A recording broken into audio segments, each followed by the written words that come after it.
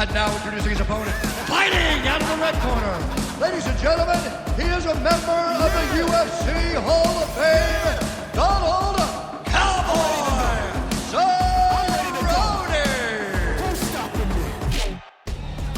Alrighty, boys, what's going on? What's going on? Welcome back. Welcome back. We are continuing with the Mike Winkeljohn and the Greg Jackson, the Jackson Wink experience. And we're starting things off this next episode with Donald Cowboy Cerrone.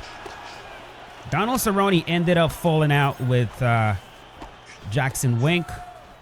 He mentioned a lot of things about how they didn't treat him fairly. I don't remember everything they talked about, but he just wasn't happy over there, and he had to leave. So I think one of the things he talked about was the fact that, you know, Mike Winkeljohn would just let everybody in. He would let all kinds of randoms into the gym, and oh, that's what we're doing. All right, soggy tacos, I got you. You want to block counter me in the clinch?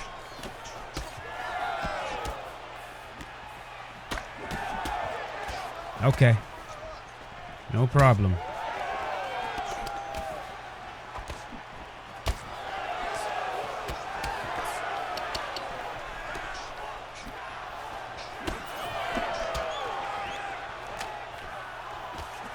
Yeah, I have to be careful with this guy. He's already demonstrated to me that he has... it's lagging now. Yeah, this guy already showed me that he has some tricks up his sleeve. Especially with this block counter thing in the clinch. Come on, baby.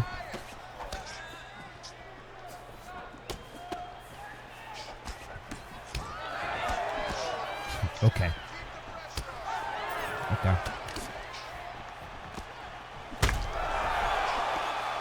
Milani.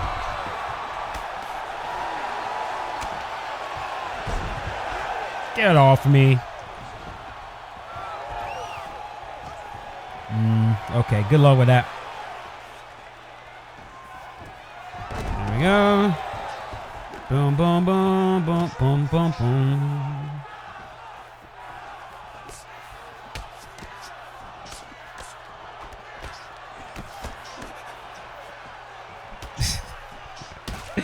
Okay.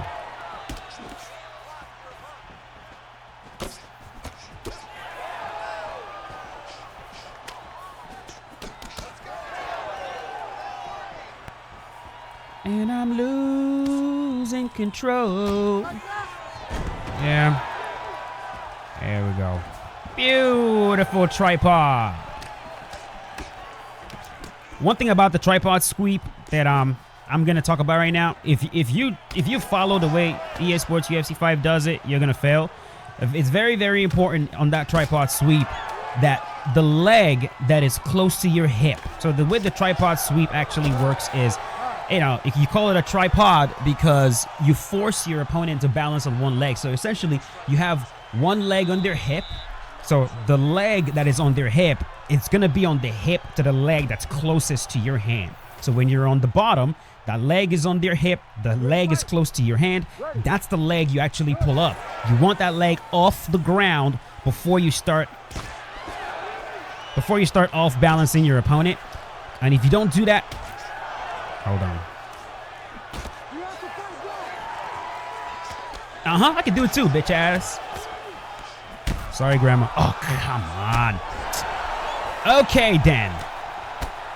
Yeah, this guy's not beating me, bro. He's not beating me. He's not beating me.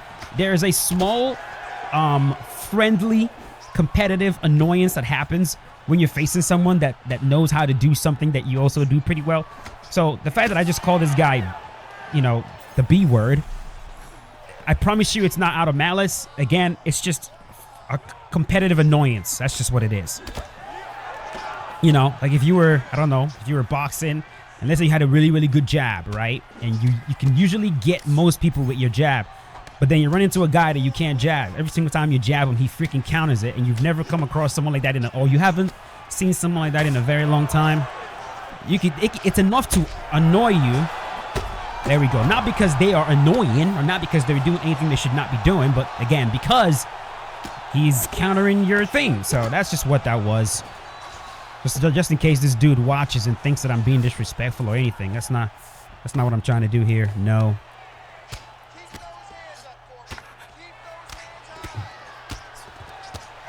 Like so yeah, it happens to me all the time. Like, I promise you it's not even like that. Like, he's good. Like, I'm taking him very seriously. He has some tricks up his sleeve. Hey! There we go. There we go. Go, go. Yeah. Yeah. Fight over, buddy. Fight over. I got you.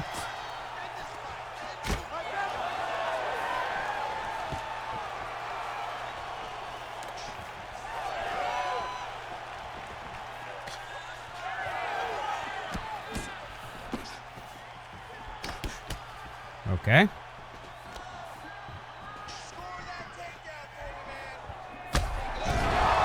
There we go. Woo-wee. Yeah. So, solid.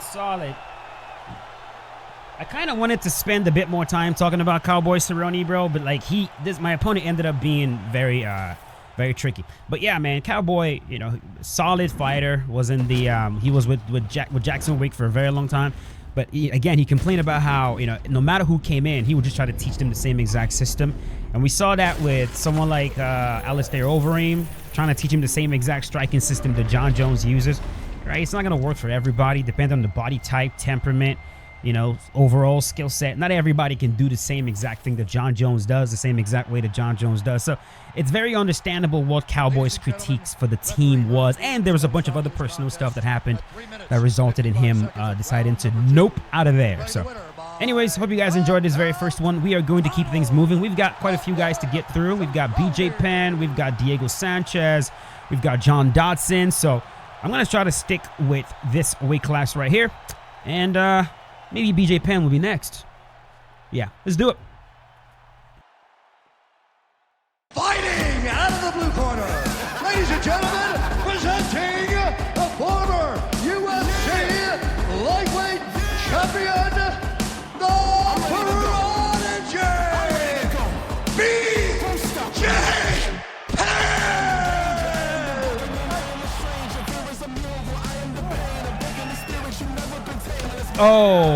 Oh, really? Fake glove touching. We're still fake glove touching, boys. I know. Yeah, you saw this account, so you're gonna fake glove touch. All right, let's see, bro. Well, maybe that's just what you do, but okay. It happens to me a lot on this account, bro. A lot.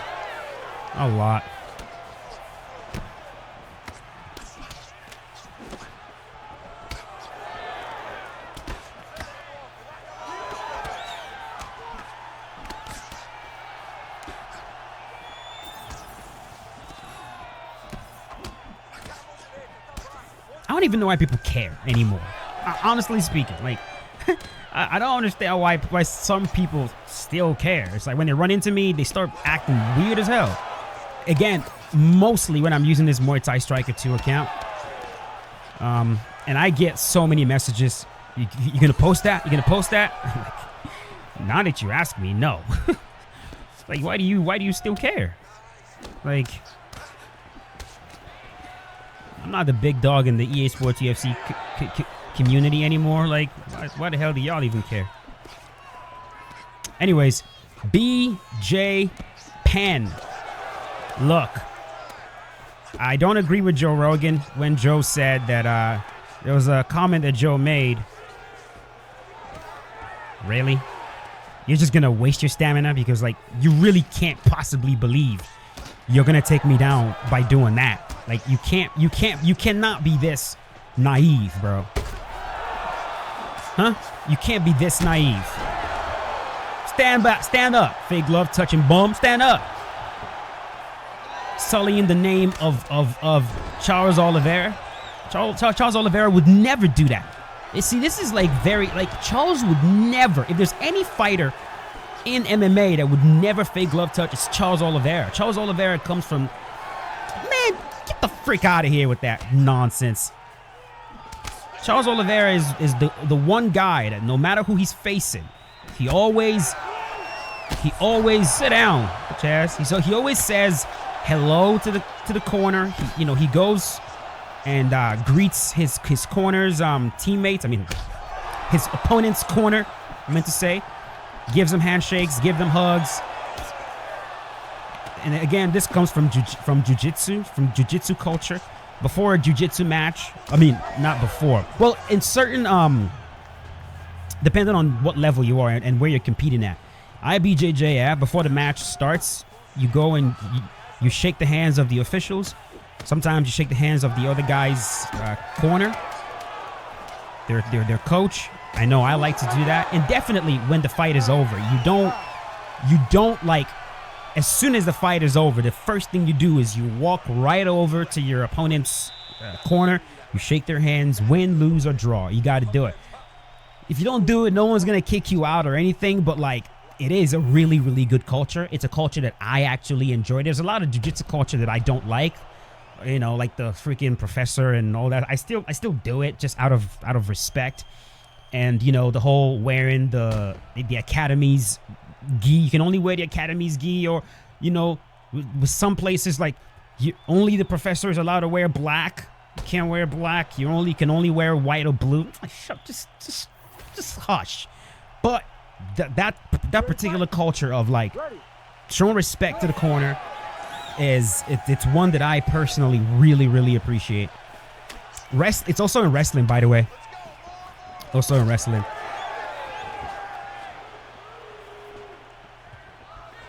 So a lot of that is where Charles Oliveira, he's so respectful. So it's like when someone picks Charles Oliveira and they're freaking fake glove touching, it's like there's just more insult added to the injury. And now he's clinch spamming. But I'm not worried about this dude that is clinch spamming because he's not gonna beat me. He's already wasted all of his stamina being stupid as hell. This is all a formality at this point.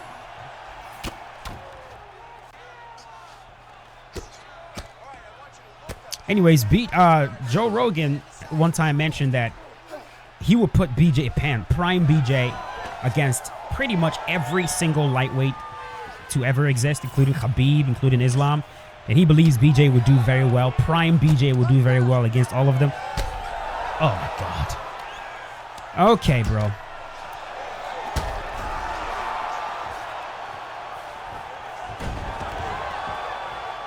Probably thinks he's doing something because he's able to hit me because I'm trying to freaking talk. Yeah, so I definitely don't agree with Joe on that. I don't think Prime BJ would be able to compete with Khabib. I just don't think so. Let me shut up. Let me shut the hell up when it comes to that because I haven't thought it through. I haven't actually given that enough thought to try to say anything concrete on that. Joe has, so. And I mean, I can see where he's coming from. I think Khabib beats him, but I wouldn't go as far as saying that, it would not be competitive. I see how, because at the time, BJ Penn's his boxing was insane. Really, really good boxing. Powerful, aggressive. Got him. Powerful, aggressive, and the jiu-jitsu. He had really, really, really good jiu-jitsu. There was a lot of things BJ was doing back then that a lot of folks could not do, bro. His back attack system, BJ Penn's back attack system, is actually one of the biggest motivators for John Danaher.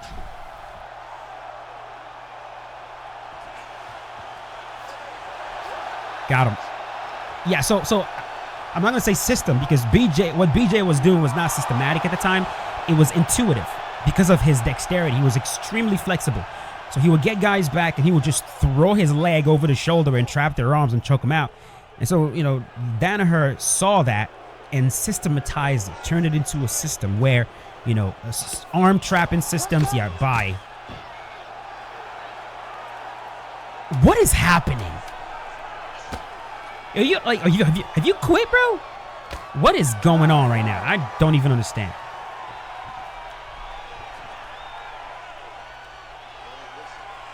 But yeah, if you guys are, I'm telling them nice grappling. If you guys are, such a fucking troll. If you guys are familiar with the straight jacket system is a system of arm traps that leads to you putting your opponent in a ridiculously asymmetrical position in an already terribly asymmetrical position, which is the back. When you have someone's back, you have pretty much all the attacks and they have none, unless like you don't know what you're doing whatsoever and you cross your feet and they, you know, ankle lock you and you don't know how to get out of that, which is very easy to get out. Just push on the back of the guy's head. Just push, literally push on the back of the guy's head, and he can't, because to get that ankle lock, you gotta extend yourself this way. If I keep you here, have you quit, bro? Yeah, he's quit. He's quit. Oga, stand up. Oga, koloto. Idinani me yoku ka kashawo koloto. Jesus Christ. Anyways, yeah, so BJ This is a joke. Should we get him out of his misery? And then knee him in the face.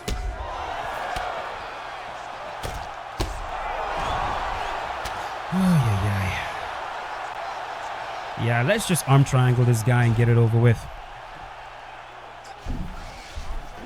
Just arm triangle him and get it over with. A waste of time. Yeah, so in the back, in the straight jacket system, BJ Penn was doing it intuitively, right? But then the Danaher guys, John Danaher, he took that and turned it into a system, right? And the reason I love systems, because it's like there's a step 1 and a step 2 and a 3 and a 4, and if you get lost, you can just go right back to step 1 and try to retrace your steps. I love jiu-jitsu like that, where every position is systematized, right? The mount, you know, which is why when Gordon Ryan makes an instructional, it's called systematically, boom, systematically attacking the guard, systematically attacking the back, systematically attacking the leg locks, systematically escaping pins, because everything is systematic. That's the right way to do jiu-jitsu. Step 1, step 2, step 3. And BJ has been instrumental to some of that. So the dude, I know his career kind of went and now he's like kind of crazy in the head, but make no mistake, BJ has been a pioneer of MMA, and his contributions will never be forgotten in the welterweight division. It never will. So anyways, let's move on. Fighting out of the blue corner, ladies and gentlemen, an Ultimate Fighter season winner,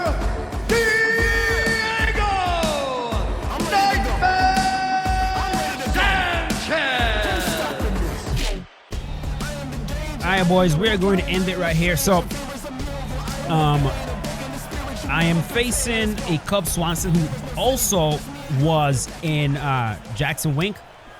I think. So, yeah, I'm almost certain. Yeah, I think he was. So we're gonna get one with Cub Swanson as well. But let's do this thing with Diego Sanchez.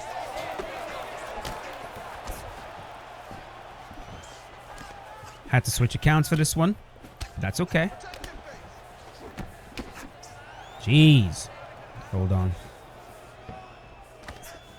All right. Okay. I got you.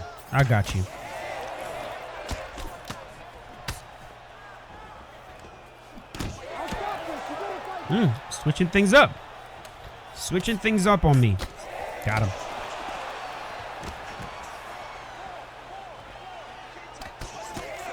I like the pressure.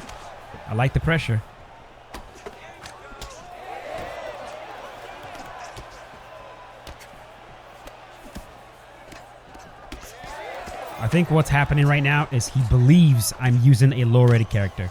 That's what's going on. He's very confident because he believes he's facing a low-rated character, but he's about to get shocked.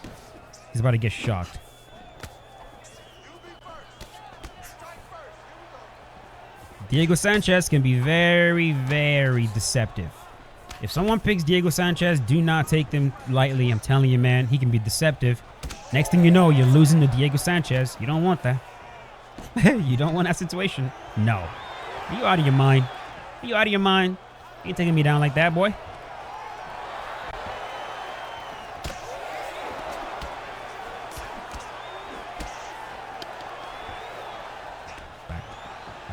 Oh.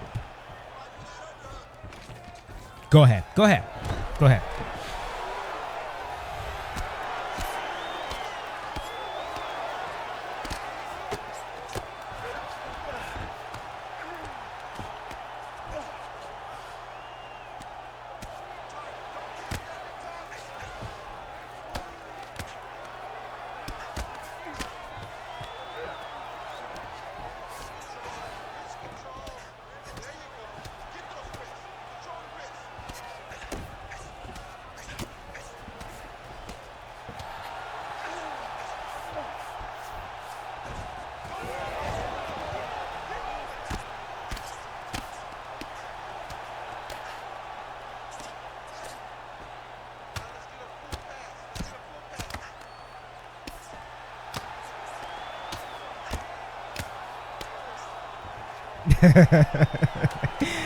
God, I hate that so much.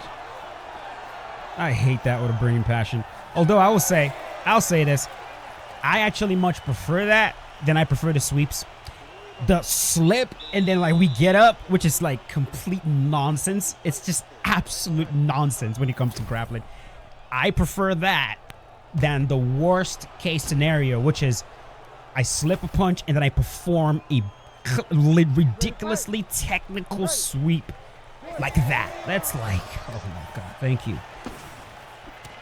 This game coddles the hell out of y'all with grappling, bro. You have no idea.